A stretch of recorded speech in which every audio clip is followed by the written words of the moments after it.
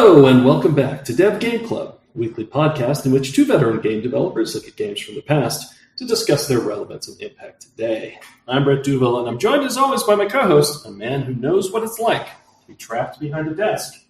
Longo. Tim Longo. Oh, well done, finally. I've been waiting for that. Trapped behind a desk, though, what is that reference? That is, somebody say that in the... Yeah, Moneypenny says it. Yeah, right. Very funny, the structure of the... we didn't even put this in the show notes. And here we're off to the races. Well, before I say that, my audio quality might be different this week. I'm in an apartment. The walls are very echoey, and it's very boxy. So if I sound a little echoey, that is why. I apologize. There's probably not much I can do about it. I certainly can't hang a bunch of things in here. So... it is what it is. Anyway, what I was going to say is the way the missions are presented are like you're talking to all the people that Bond talks to, but it's always in the specific order. And it's very funny because as the story changes, it's like, you've been captured. So Q is like, how are you talking to Q? And Q is like, oh, I don't have any gadgets for you because you're captured. And it's like, well, how am I even... how are you part of my mission briefing? or M or whatever. And Moneypenny's always in there, and she's the equivalent of what's her name in Metal Gear Solid? Yeah, May. Yeah, May, exactly. Yeah, it's not great. It's not great. Really not great. I mean, the movies treat her the same way, though. So no, I know. Yeah, Moneypenny is generally not great. Yeah, especially in the GoldenEye era. The third or fourth Pierce Brosnan movie has a scene of her in VR, which is extremely bad. Yeah. Yeah. Well, yeah, VR, because it's VR, so do whatever you want. Yeah, exactly. Yeah. Mm-hmm. To me, whatever you want. Anyway, so it is kind of weird. Anyway, she at some point refers to how he's stuck behind a desk or something. Oh, right, because I'm further along than you, because he's being interrogated somewhere. So, and he is stuck behind his desk because he's being interrogated, whereas she's normally the one who's stuck behind the desk. Yeah, she's got a bunch of snarky jokes she says about situations, but then flirts at the same time. Yeah, exactly. It would have been even more effective though if you would have gone to the jail mission and then had no briefing at all. Exactly. You know what I mean? Because that would have been like a nice, I'm on my own. Yeah, exactly. Moment. You have to feel like you're resourceful. Yeah. But instead it's like, well, you've got to go please make sure you pick up any documents you see here. It's like, okay. Yeah. It would feel very rewarding to not even know what the objectives are in some way, get the objectives as you play. You talk to the woman in the next cell, and she says, hey, we should get out of here, right? And have him have his whole dialogue and whatever. Anyway, that's a missed opportunity, but also considering the size of N64 ROMs, and this was I think a relatively big one. They're still executables are much larger. I think Notepad's executable is larger now than this thing is. So what? I'm not even kidding. I mean, how is that possible? Why would Notepads? Anyway, I won't question it, but it seems such a funny truth. While I'm here on my laptop, I'll go ahead and look that up. It's because I think that's probably true, but it's just because Notepad has, now we're totally off topic, but Notepad has ballooned over. I mean, I'm not surprised. I mean, Notepad is part of the OS, right? So yeah, well, it's everyone knows Windows has bloated over the years, but anyway, yeah. So stuck behind a desk, got it. Moneypenny's continues to not be handled well. There's various other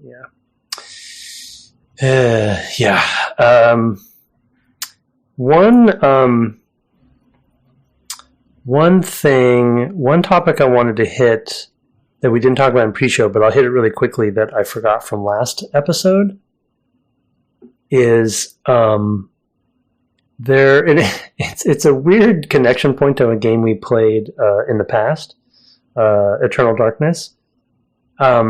When the game boots up, they have the Nintendo logo, but and I think there's some like James Bond music behind it or something, but it's like just a silver logo and a black screen, and it's spinning and it's in 3D and stuff. But my point is that like Nintendo, I feel like every generation Nintendo always has, like RE4 and Eternal Darkness were the GameCube versions of this, where they always have sort of like what I would call the dark Nintendo. You know, there's like, they're always trying to be like, because it's, you know, Mario and Zelda and everything. It's like their typical persona, but they always try to throw in these, you know, these edgy games, you know, and then you see the Nintendo, it's like, take us seriously. This is a dark Nintendo game, and you're going to be shooting, you're going to see blood, and you're going to see shooting people, you know, and it just cracks me up because, you know, obviously it's retro, and you know, this is an emulation of a game long ago, so putting it in its time, you know, it was more impressive, but it's just such a funny thing, because I feel like they're always trying to find a way to kind of have their cake and eat it too, you know, be the nice, you know, kid-friendly Nintendo, and then have these games that are like this one that are, you know, edgy. But it doesn't ever quite, you know, I don't know. I guess in the GameCube examples, those obviously landed well, but but this one was kind of a first party-ish kind of, you know, exclusive, I guess, is not first party, but exclusive. Yeah, they consider them second party, I guess, because they funded the studio that was independently run. So it's they couldn't, at the time, they couldn't be working for anybody else. I still really don't understand how they got bought by Microsoft. I mean, I'm sure it's in a book somewhere, but and it would be interesting to read about money. That. Yeah, well, obviously lots and lots of money, but like how did it even happen?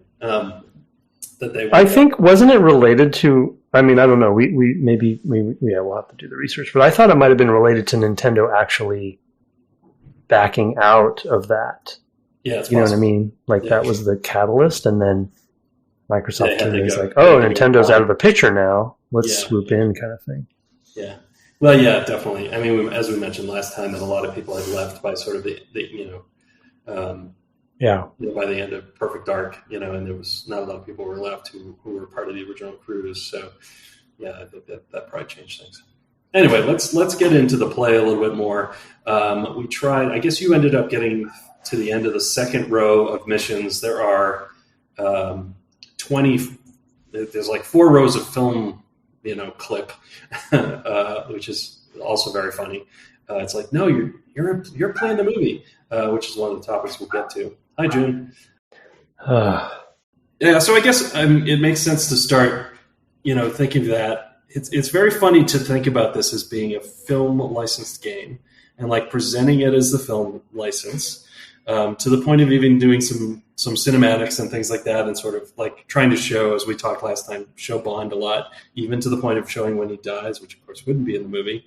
But one of the things that ended up happening as a result is that there are a lot of things that are in the film that he did not do, right? I mean, there are a lot of locations, for example, that you're going to that he didn't do the thing that he's doing in the game. So they've kind of made this alternate universe GoldenEye where Bond does everything, you know, and I think it's to the detriment of some of the characters. You know, for example, he didn't really meet the character Boris, who is the hacker dude, you know, that you have to, you know, escort to the mainframe or something like that. He didn't meet him until the end of the movie, and then he was just some random. You know, and from Bond's point of view, he's just some random guy, like he was the computer guy. But like, you know, you just know that because he's there. That was Alan Cumming, of course. And then the other thing is the woman, Natalia, I think.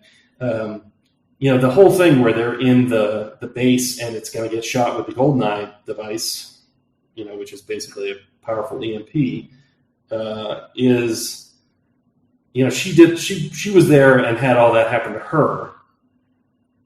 And Bond was nowhere near it. It was just explaining what was going to happen and why GoldenEye was so bad, right? It's a whole scene that's just there to establish the stakes, right?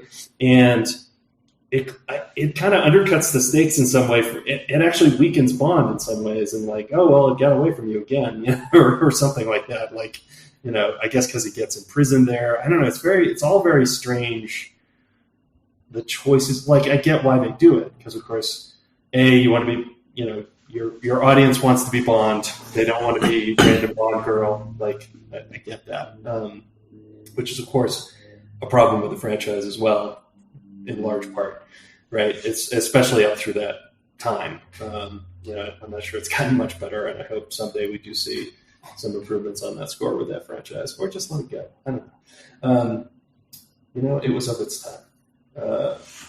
So anyway, I just think that it's interesting to see, having just watched the movie in preparation for the cast, the swings they made of like, well, let's just change the story in these ways to make it all fit so you can be Bond everywhere.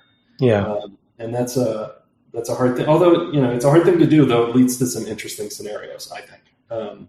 Like this whole thing of being in this base and having been captured and getting to use one of your gadgets and etc. So it ends up kind of working, but doesn't pair well with the film. Yeah. I feel like I remember, I don't know, maybe NoClip did a documentary. I remember what documentary I was watching about it. I feel like even though the game came out, 2 years later, I feel like there was during development, there was maybe something where they didn't have the script, or it was so secret that they didn't fully know. Like, they had some information, but not all of it, so they kind of had to like make some calls on things. But I could be wrong. I could be thinking of something else. But to your point on that particular mission, which is the one I'm stuck on right now, I can talk about it in a second.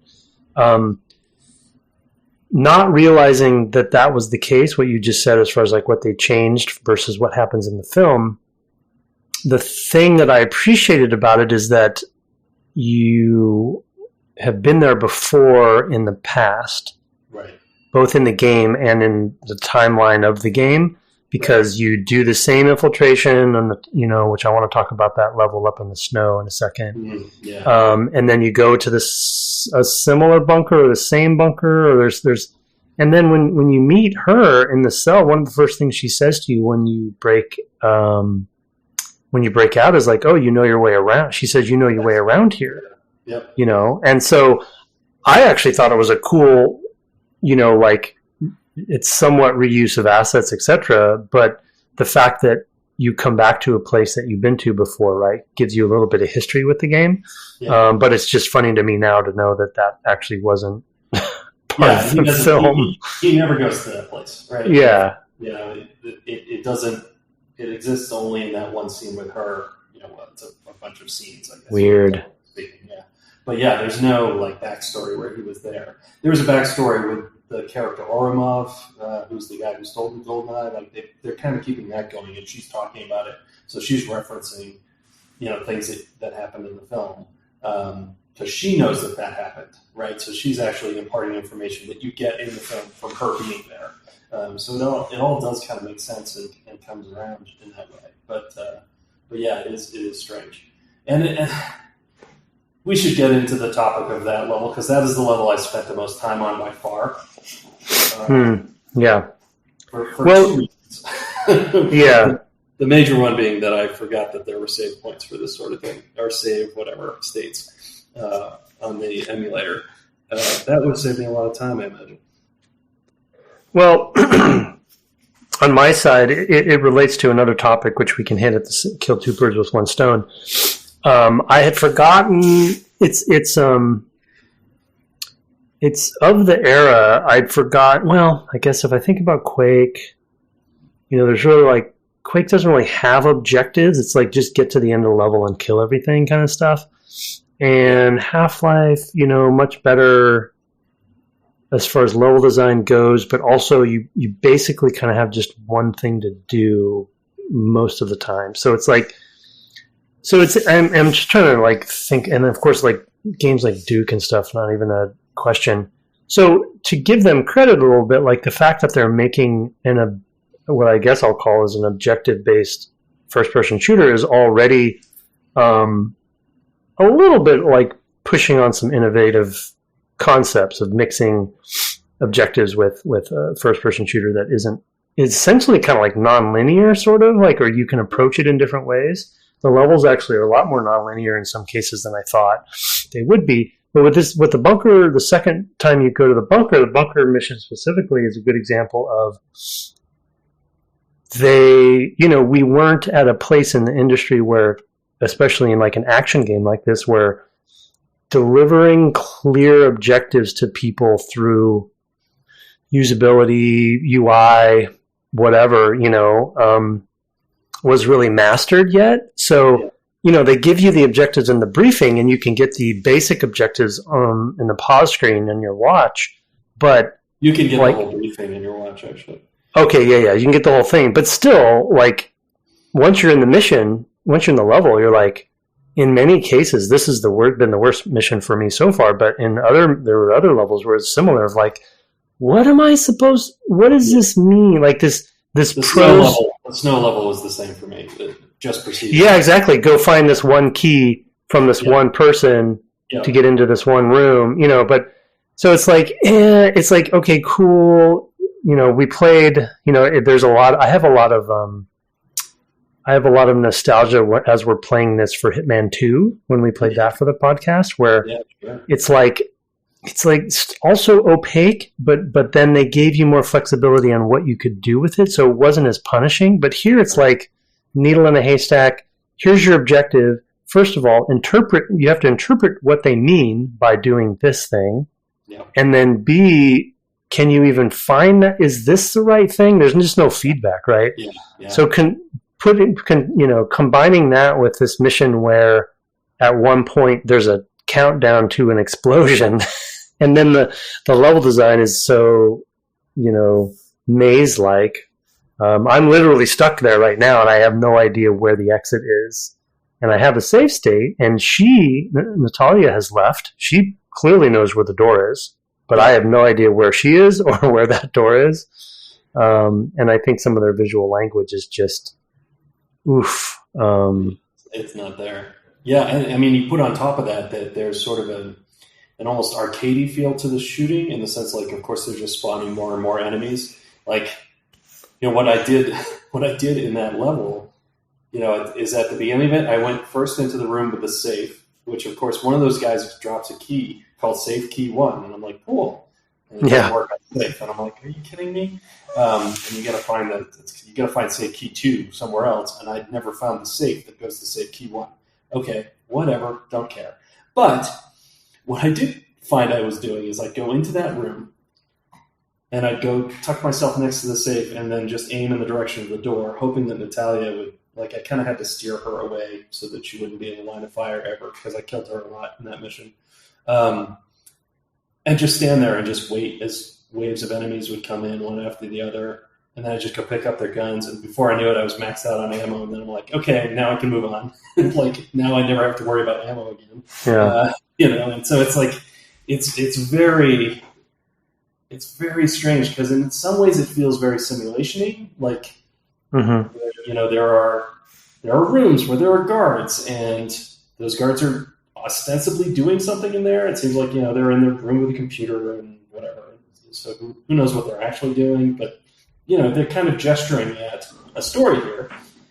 And then on the other hand, it's like, yeah, kill those and we'll just make some more, and it's like, wait a minute, like, it's a very strange feeling, because I never felt like I could really clear out a level. Although it turns out, I think, with that level, if you shoot all the cameras, I think they stop spawning. So I think it has something to do with, like, if people see you and there are cameras or something. Like, there's something interesting, that governs the spawning, but I don't know what it is. It's just that I found at a certain point, like, oh, there aren't tons of guards just chasing into the same room after me. Like, I could hear alarms sometimes, and they would stop, and, like, I'd kill a few more guards. Like, I don't know if it's like they hear, like, some receiver somewhere is hearing, quote unquote, hearing the gunfire, right? It's not obviously simulated to that level, but it's more like, hey, you're close enough to a thing that's going to send more guards if you shoot, right? That's why I wanted to get into that safe, because that's where my silenced PPK is. I'm like, oh, well, if I could get to that, then I would not make so much noise when I kill a few. Oh, that's right. They actually tell you that. You get your stuff back. I forgot about that. Yeah. I think it's like you need 2 keys for the same safe is what it is. Oh, is that what it's supposed to be? Yeah, I think it's a double key thing. Gotcha. Okay, well, that's very spy-y, I guess. Like, beginning of what, War Games or whatever, like, okay, I get it. But I never would have come up with that on my own if you had not just said that. I would. Yeah, no, it doesn't. I just didn't find the other one, So. It's not clear. Yeah, it's not clear. Yeah. Because in that case, you could have been looking for the safe number 1 forever, right? And you'd never find it because it doesn't exist. I don't think. I don't think it does. I could be wrong on that, but that was my assumption. But I mean, I think they want. I applaud them for, especially in this era, like the concept of cameras, the concept of guards who I think will go, if they'll go and hit the alarm, because you can go turn the alarm off. I don't know if they hit the alarm, if you can, the ye old take the guy down before he gets to the alarm thing. Right. Maybe that's just fake, but I know if the alarm's on, you can go to an alarm and turn it off. No, I didn't notice. I've accidentally turned them on several times, being like, "Oh, what's this big red button do?" Yeah, no, you can turn them off, but I hadn't thought about, mainly because I, to be honest, don't want to aim at the cameras because it's just terrible, right? It's too finicky. Yeah. I wish they would auto. I don't think they do any auto aiming at the cameras, but I love that they have that in there. They're definitely trying to get that spy fantasy going on there, which is exciting. Yeah, and I feel like that is simulation, because if those things see you, it does send more guards. Like, I definitely felt that in that section, even if they're spawned and whatever. Okay, like you could sit there and just kill the equivalent of the whole Russian army, I think. If you just had the time and patience, because they just never stop coming. And the real thing that prevents you from doing that is that they might occasionally get a shot on you, and you just slowly get ticked down to getting killed. I had that happen one time, because I hadn't figured out what to do in the level yet. I was in the position where you are now, and I just eventually got, like, I even found bulletproof vest, but eventually that ticked down. Like, they just, little by little, they whittled it away, and I was like, okay, great. I just spent an hour not finding my way out. Yeah, there's definitely finding armor is good, but the unlimited spawning enemies, it's like it was of an era where that was a solution to a problem that in this case somewhat justified, but it feels like if you put the time and effort into taking enough enemies down, you should be rewarded with some downtime that allows you to explore more, and sneak around. But to your point on the silenced pistol, like I've tried fooling with sort of like the audio a bit, and I think they're on the right track, especially of this era. It's amazing that they even attempted it. However, it's still like too opaque to understand exactly like when something triggers and when something doesn't. So it's like a first step forward for video game kind, but it's and I think probably to the point of the podcast, it had a big impact on a lot of other games that were like, well, what if we went even further with this concept? Because cameras become. I'm thinking of maybe one of the Monolith games that came after this. I guess it would have been maybe No One Lives Forever. Well, sure. Is an obvious example, right? It's like you can see how GoldenEye. Time is, of course, No One Lives Forever too. Yeah, I mean, if you can see how I would think that GoldenEye might have had an impact on the No One Lived Forever games, Yeah. As an example of like, okay, what could be done? Man, I would love it if that game were available. I mean, I still have my copy because I'm never giving it up. But yeah, that's a weird stuck in the mire. The rights mire. Nobody knows who owns the rights, so nobody is willing to try to re-release it. Yeah, it's a shame, and nobody really does that. I mean, GOG tries to find rights for things and re-release things, but they just try to find whoever owns them and, and patches them up to make them runnable. But that is one that nobody's been able to do. So not even No One Lives Forever lives forever. No one lives forever. But I mean, all that being said, with the frustration of, going back to my point about like objectives, that's not the only mission where I've had trouble like understanding what the objective was and, what they wanted me to do. So again, like it's a double-edged sword of you want Bond to be somebody who is a problem solver. So I, again, applaud them for not holding your hand and like giving you the general sense of it. And then you kind of, there's some sandboxiness to it. There's some problem solving to it. But it's a bit too binary on the failure state, right? Of like, if you didn't fully figure out what they mean, then usually you're starting the mission over. And without save states, playing this in the original version definitely, would have some frustration. Well, as I did for most of the right. Far. So can attest.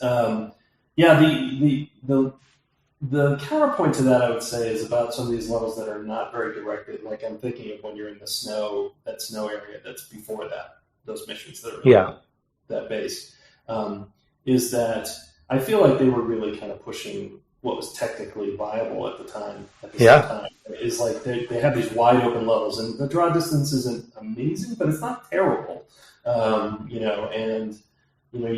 It's easy to get lost there. I think because when they can give you a landmark, it looks like it's like it's a building, but we can only have one type of building. The buildings look the same because they've got memory limitations. But setting that part of it aside a little bit, you can actually learn like where everything kind of is. It's funny because there's a level you haven't quite gotten to yet in this statuary park or something like that. It's got like all this CCCP stuff and lots of statues and lots of stuff. It's a really cool level in some ways. When I first was playing it, I was like, wow, this is really neat. I really feel like I'm kind of going into the heart of darkness. But then because they're so wide ranging and they're not giving you a lot of clarity on where the goals are in all of these cases, it quickly became like, oh, okay. I felt like I was, what's his name? Griswold going around the circle in London. Like, there you go, kids, Big Ben, Parliament. Like I just keep seeing the same landmarks because I can't find the one thing I'm looking for.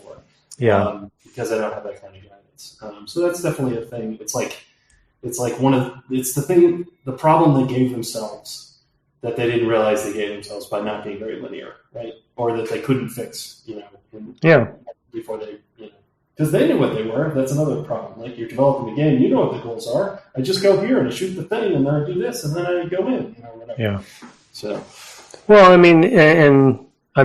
lot of the games we play for the podcast are those games that are on the bleeding edge of trying something like this, and because we hadn't standardized or found solutions to some of this stuff, they don't have the modern lens that we have on how to solve some of these problems. But in a way, without them, we wouldn't have had problems to solve. You know what I mean? It's like those snow levels I think are amazing, in some ways, because I was just so, especially on the N64, right? We have Hyrule. Hyrule Field, right, is another example that we played on that, and some of the Mario levels are pretty big too, but Mario 64. But again, with quote unquote dark Nintendo, like running across this snowscape, and seeing guys come out of the fog. There were some Shadow of the Empire levels that were pretty impressive in this way too. But it just feels. Again, we played Hitman 2 on PC. I did, at least, and I don't remember year-wise where the two landed with each other, but still very impressive. I feel like Hitman 2 was 98. I'm guessing, but I think that's about right. So a little bit later than this. I'll look it up. Yeah, but it's like on this system, it's impressive. Again, going back to oh, I'm a kid who owns an N64 that I put GoldenEye in. I still think it kind of blows you away in some ways, even though, and especially because of some of those, like I can come at things from different directions. 2002. Yeah. So many different. I mean, Hitman 1 probably would have been obviously closer, but yeah. But anyway, yeah. I'm trying to think of any other levels. So I feel like we haven't talked about specific levels yet, but I did want to talk about the snow level. I mean, the other thing we didn't talk about in the pre-show as a topic, but I'll hit really quickly here, is that even though I'm not caught up to where you are, they've been doing a pretty good job, I think, of like James Bond / spy fantasy locations, like the frigate, the missile silo. Like these are all like locations that if I'm playing Bond, I want to experience what it's like, right? To like infiltrate a ship and then save some hostages and then track a helicopter. These are, or missile silos are great, like Cold War kind of things. Like I'm going into a missile silo. I want to blow some missile silos up, and get out of there by the skin of my teeth. And, so I do also. I mean, it's all over Bond movies. It's also over spy fiction of the era, like British spies like Quiller and others. The active ones, right? The action-based ones are all about going to places like that, going to cities, getting in car chases, or whatever. That was the one thing I was hoping is, that we would get like a boat chase after we left the. Oh yeah, that would have been good. Yeah, it's too much to put into one game in that era, but it was definitely the moment of like, oh man, am I going to get to like escape? But I didn't get to escape. Escaping was getting into jet ski. Because of course that's such a Bond thing, right? To have, to have like a boat chase. It's been something that's been in a number of the films, right? And going all the way back, one of Connery movies has a boat duel. So I always love that stuff. Do you want to turn to the enemy stuff now? Yeah. We should hit that. Before I do that, one note I put down on a related to the missile silo mission, which I really loved. That is a nuance in level design / objective design or something that is, I don't know. To be honest, it's a little bit of a gem that I'm logging away in my own head from a level design and game design perspective. Timers and missions are highly controversial and often, disliked, right? There's a lot of feedback about them in a single player kind of context.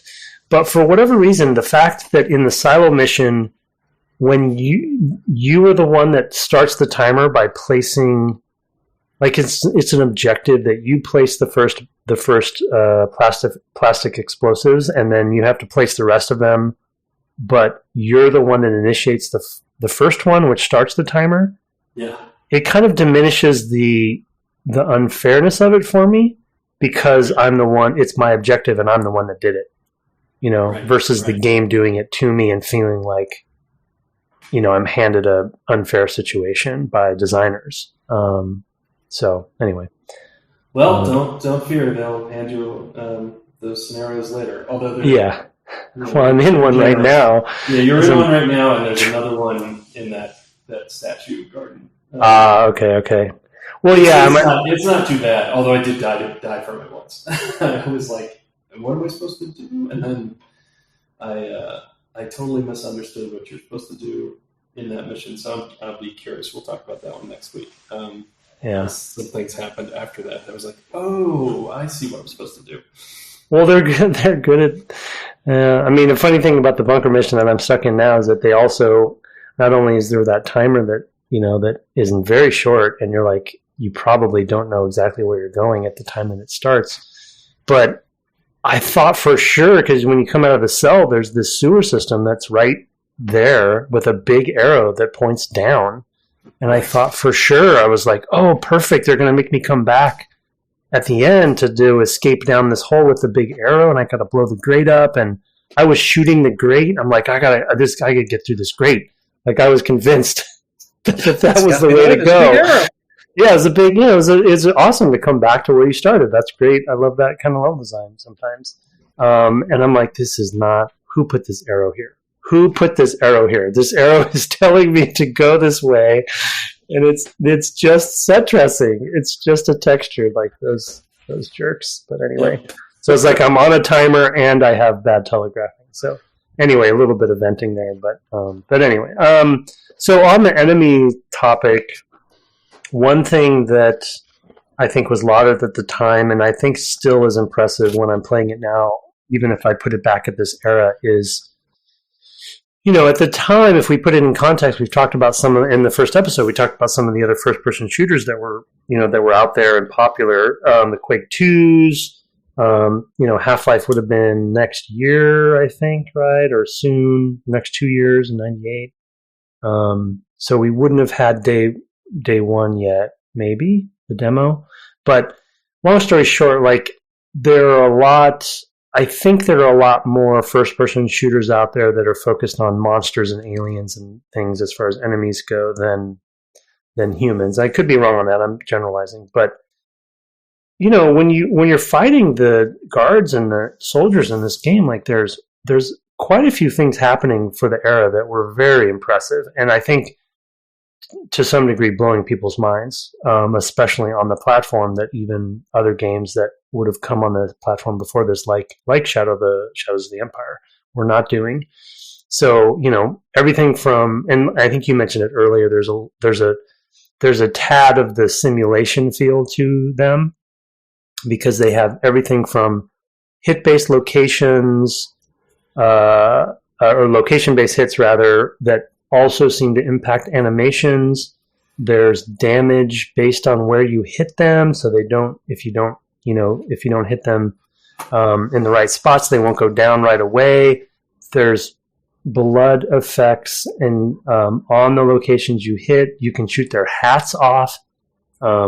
They seem to take cover, and use corners and roll into frame. Do they do a cool commando roll? There's a lot going on with these enemies, and they're really just one. Well, so far for me, there's really just one kind of enemy. There's definitely different. Maybe they have different health or something, and they have different costumes, and different weapons. But they got a lot of mileage out of these guards. Yeah, they did. I mean, I think some of that is just super smoke and mirrors of just they roll, and sometimes they happen to be in a place where if they roll, it looks good. Yeah. And I think sometimes the player helps in that. I have a tendency to go and get myself into a cabin in that ice level. Yeah. And they're rolling in front of the door, right? And it looks like they're trying to get into position. And what they're really just trying to do is get a shot at me. And the geometry is such as there's only one place to get that shot. But it looks a lot cooler, than they're not doing that kind of planning. They just have this thing they do. It's just that they built the level around the things that they could do in some ways. Or maybe they just got lucky, Well, I mean, it's a good point that they knew what they had, and then you build around what your strengths are, right? Because still, as I'm playing the game, even though I'm largely relying on auto aim, every time I hit somebody in the leg, and there's sort of an animation about it, and it kind of knocks them back, or I think they might even have one where they often a lot of their hit reaction animations are them holding the wound or the location of their body where they got hit. I mean, it's impressive for this time, to have some of that. And definitely every time I shoot a hat off of somebody, I'm like, yeah, that was awesome, And then you see all these hats laying around, right? after gave you a haircut. Yeah, I mean, it's a really it is really impressive, and I think that you don't. Sorry, I just tried to find a better place to record. Every place sounds bad. Okay, yeah. I should have done that earlier. I was trying a different room, and I'm like, nope, this is just as bad. In fact, maybe worse. So anyway, I feel the same way. I feel like they're getting an awful lot out of that. I feel like whoever was the person who was on that was did the thing where they asked the team, hey, what are some things that we can do with the enemies, that haven't been done, or you just like to see.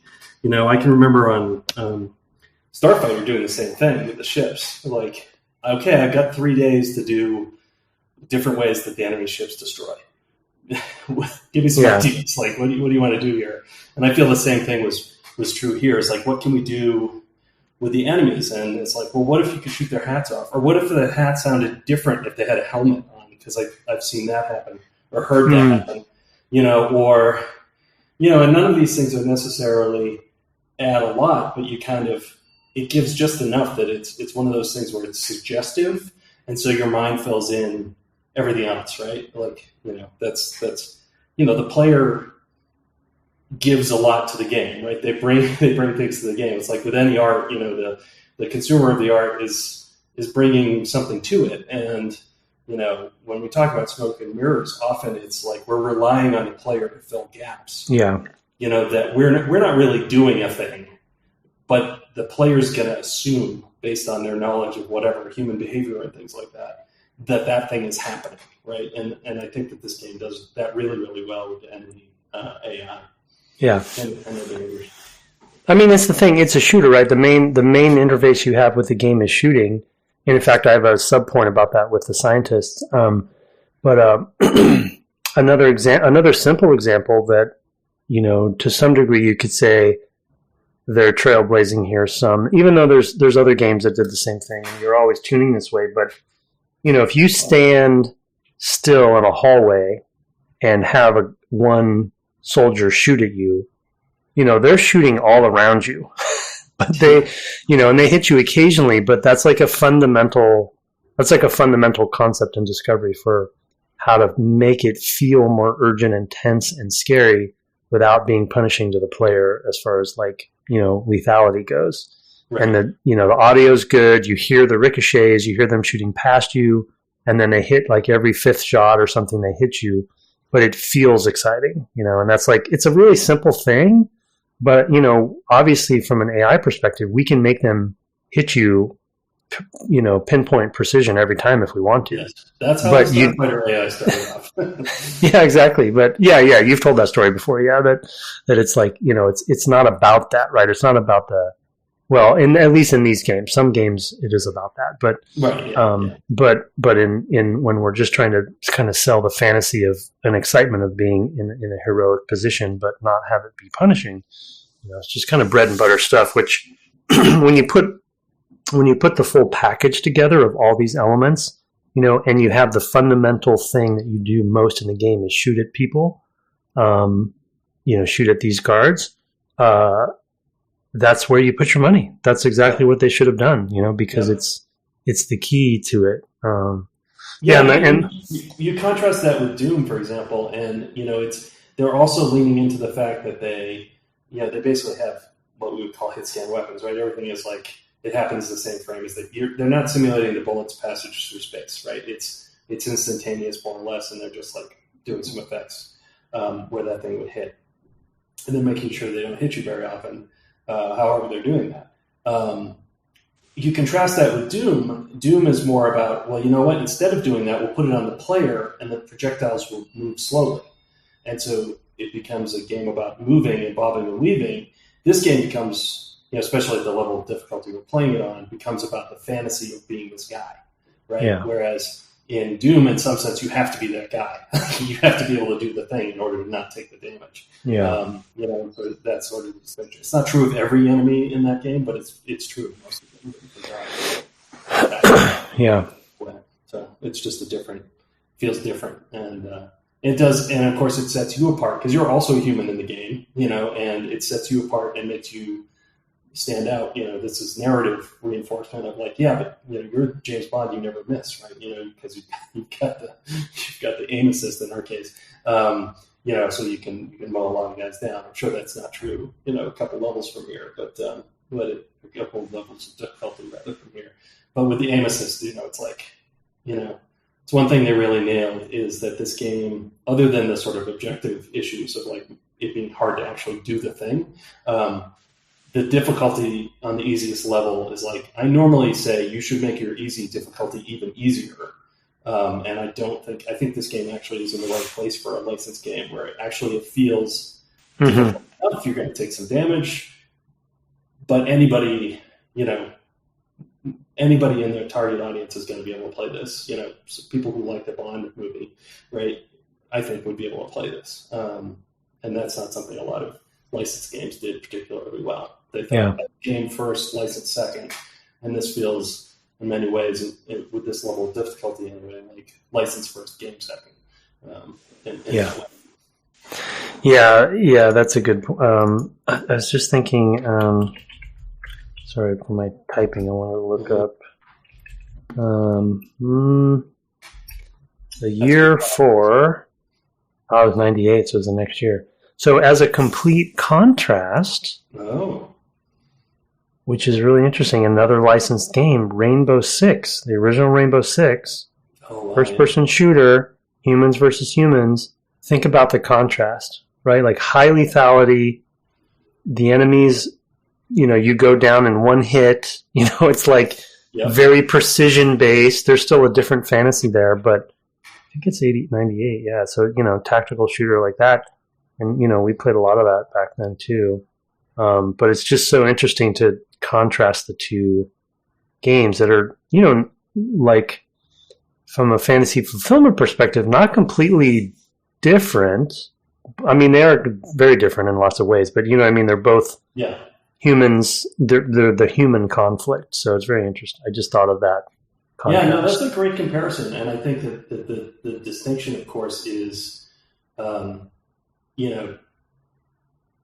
James Bond is a hero, an adventure hero, right? He's a superhero, really, is the way you classify it. And the Rainbow Sixes of the world are really like system, like it's based on a license. It's very much about the realism of like with all the specific weapons and gadgets and whatever that they have. Those were all modeled on real world things, and probably even licensed in the case of the guns and things like that. I'm sure. I don't know if that was a thing then. It's certainly a thing now. So there's that too, where it's like their goals come from what side of the fence they're on, as far as that goes. But it's a very similar fantasy. It's just it's an even darker turn on the fantasy.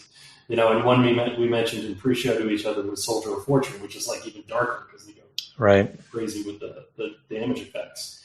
Because I was looking to compare that with this one in terms of where it's at in time. It's much later than I thought, and it's it's pretty gory as well. But anyway, something Nintendo probably wouldn't have let them do rather. Let's talk finally about the NPCs and like how they fit into the game. We've talked a little bit about Natalia and her place in the narrative, versus the movie, but you wanted to talk a little bit about, you already mentioned saving hostages, but there's other aspects where these other NPCs come into play in a way that's different from, like, say, Half-Life. Half-Life's a good touchstone because they're like locks and keys situations most of the time with those. Yeah, or be able to show something grisly happening, right? Yeah, right. Or they're just expendable. Yeah, and there are human enemies there too, right? Because there's the soldiers that you fight. Yes. So there's some similarities there, but here I just we probably talked about this in terms of some other games we played. I'm trying to think of other escort missions that we've played in other games, but there's only so many objectives. Having had to create objectives for so many games at this point, there's comes a point where it's the Miyamoto quote we got from Eternal Darkness. It's like you need more keys that aren't keys, and it's like you need more objectives that aren't objectives. It's like a similar quote for me. It's like, how do you come up with a new thing to do that you have to go do when really all you're really doing is probably blowing something up, but you need to find a new way to do that. Yeah. But escort missions always are kind of the poster child of, like, they're just really, like, usually a bummer because you don't have enough control. I feel like only to these days with, like, Last of Us or something like that, where you can build a whole game based around this concept, are they, at a point where it's not punishing. And so they've chosen both that, again, speaking to Rainbow Six, which was a huge frustration point, but there were a lot of missions where you had to save hostages, and the hostages would remember those missions on Rainbow Six where you have to get in there at the right time before they execute the hostages or whatever, and it's super grisly, but or grim rather, but more puzzly. Like Rainbow Six, almost like a puzzle game in some ways. But here they have hostages on the ship, kind of unclear about how you can get in there quickly before they execute them, but you kind of can, a little bit janky. They have escort missions like Natalia, and these are the ones I've played at least. And then like they have objectives that are just say things like minimize casualties of the scientists or something. Exactly, yeah. And you're like, what is does that mean nobody can die? Does that mean, so that's another vagary. But then my point about that relates to sort of the shooter aspect of it is that, as far as verbs go, you can't really go talk to them. I tried using activation, and I don't think it does much on like a random scientist. So what I end up doing, which I think is what they intend for you to do, the main verb you have is shoot. So you go into the room of scientists and you just shoot in the air to get them to run away. Yeah, they all cower and stuff, yeah. So you don't blow them up when you blow up the whole building. it's like minimize casualties. How am I going to do this when I can't actually talk to anybody? It's just so funny. But when you're Bond, saving pedestrians essentially, and having them around, is a part of it. So they had to figure out a way to do it. Yeah, for sure. I mean, I think that I'm not sure that those scientists really need to be saved. You're just not allowed to shoot them. But I think the fact that the building then gets blown up is like, yeah, well, you didn't kill the scientists, so it's all okay. Oh, so they just don't want you to shoot them. Yeah, I think that's true. Because I've had one or two die. That goes to the point of being like, you, the objectives aren't clear. They're not really telling you, and you have to figure out what that means. And you were already kind of talking that way. Like, well, I'm only allowed to do this. That feels almost puzzly, even in that aspect, right? I made a mountain out of a molehill on that one, I think. You may have. Like I wanted to go down through the sewers, and I was convinced that was the right way to go. Well, it was like, I'm going to get through this grate. I need a bomb. Where's the bomb? Yeah. Like I said, Tim, we bring something to the game. Yeah. Too much sometimes. Yeah, that's for sure. I think that it's the same thing with Natalia. Is like, I think she's basically impervious to others' bullets, but she's not impervious to yours. So you can shoot her. So you have to be careful about her. But I don't think, that is such a. It's really funny because I remember, I forget the name of the game, but it was the sequel to Mark of Cree. That there was basically a mission where you and your character and maybe your sister or something, this other character, were supposed to do something together, but that AI wasn't competent enough to do it. Mm. So I was trying to do both the things, and of course that character kept dying, and I just was like, and that was it for me on that game. I never finished it because I was like, yeah, I can't get past this because they didn't just cave and just fix this in some BS way. They're like, no, you've got to do the actual thing, and we're not going to break the rules for you to let you be able to do it. So I'm sure that I was not the only one not to get past that. Yeah. So anyway. Well, I think we should put a pin in it there. We're going to try to finish the single player aspect of this game this coming week, and then the next week do some multiplayer in our takeaways, which I think would be really fun. I'd like to be able to play a little bit of multiplayer. I feel like I'm going to be embarrassed by that because I haven't played a multiplayer shooter in quite some time. And Tim actually played this back in the day, so I probably am going to get owned just on not knowing the maps. No, I'm not bringing any skills forward from. I'm just saying that if I lose, it's not my fault. Okay. But if I win, I'm overcoming incredible odds. Yeah. I'm trying to set up the narrative here. Let's try to do. Let's just do one email. I was going to try to get in two, but I think one is better because it's getting late. Yeah. We both had a day. So let's go ahead and hit the one you've got because it's short. It's got a question in it too, so it'll take us. We can deal on that a little bit, and then of course this was sent to devgameclub@gmail.com. Go. Okay, we got good old calling the shots, Togus. Yep. I'm gonna stick with that one. Just go with it. Yep. Okay, Colin. So we have one. This is the snippet from Doom, episode 177 through 181. Oh, and then 187 must have been when we got John on. Yeah, it's the interview. Okay. Yeah. So this is for Doom. There's different kind of energy to the cast when you guys are playing and talking about what you played in your youth. Almost the opposite from the energy in the games like Super Mario World or DMC, which was more analytical than nostalgic. That's a very interesting observation, Colin. Yeah. I like it a lot, and I'm not surprised to hear it. I have friends who are obsessed with Doom, and your interview with John Romero had me downloading Unity to start making my own game. Awesome. Another step on my journey. I'm not one to market or share my interests that much, but I sent all my gaming friends a link to this interview. It was so good. That's awesome. It's all John. So the question, do you guys have games you've played where you thought, this is it, this will define a new genre, or this will open up the world of gaming?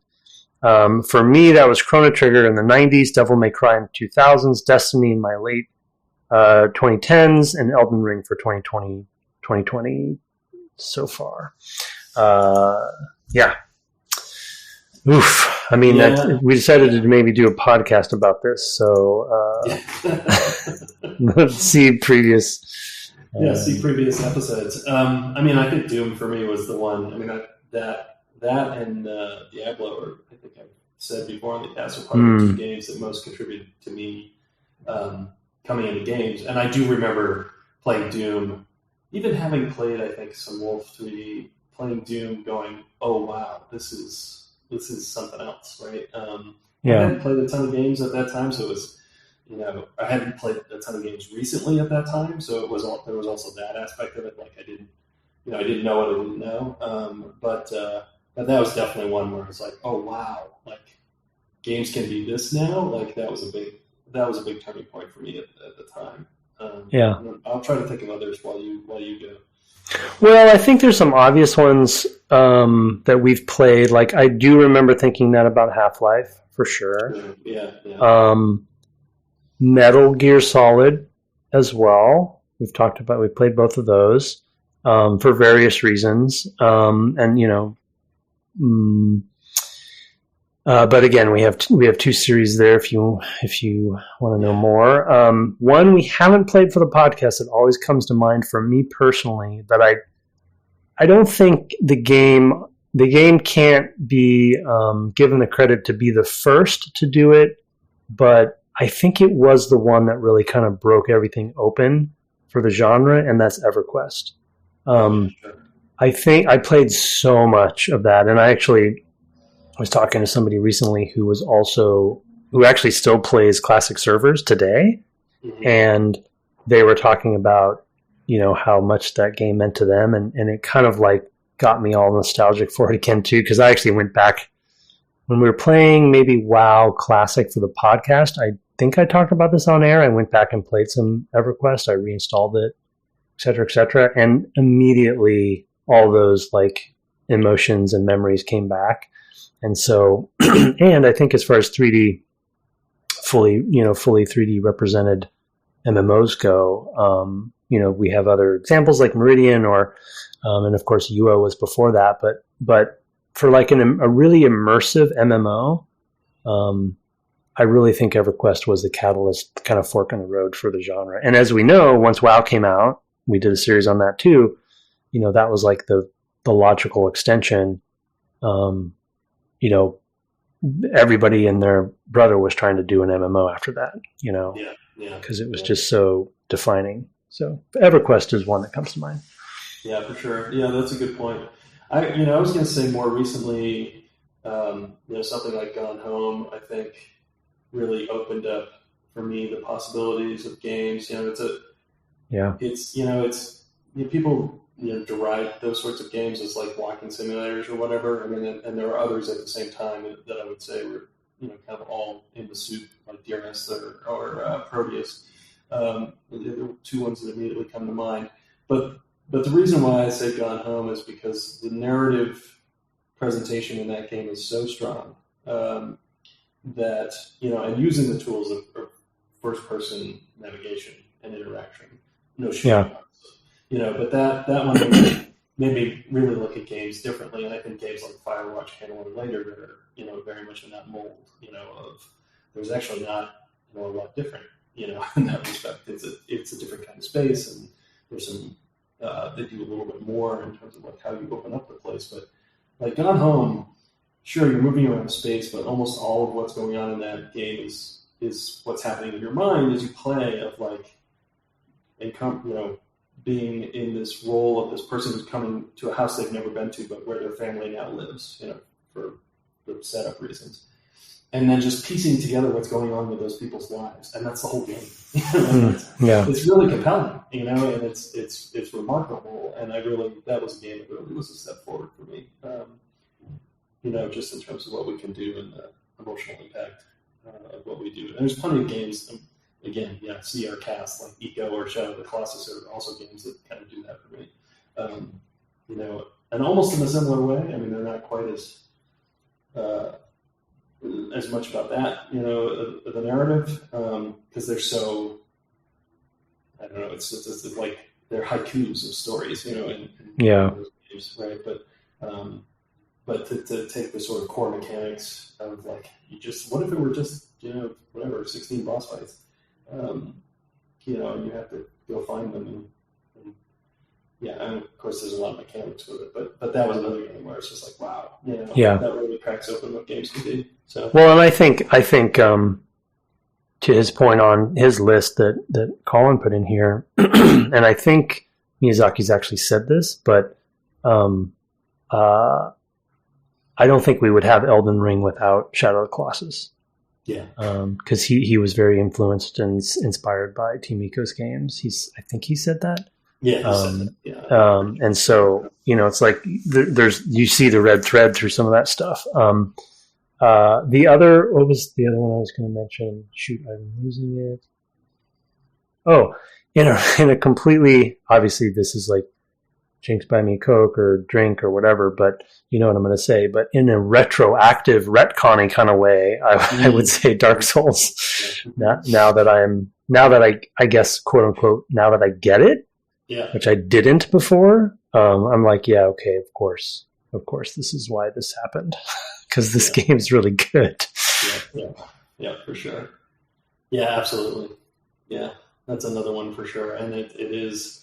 I mean, it is throwing back to a lot of stuff, but it also, doing it in the modern package that it does it definitely takes things forward. And, of course, Elden Ring is the latest in that line. So, it's all good. All good. All right. Thanks again, Colin. I have a couple more emails that we'll try to get to next week, but you can send those, as I said, to devgameclub@gmail.com, or you can shoot us a review. We like to read those on the air as well. I get the Apple ones, but if you put it into some other podcast app, just let us know. Either send it to us or tell us where to find it. We'd love to read those on the air as well.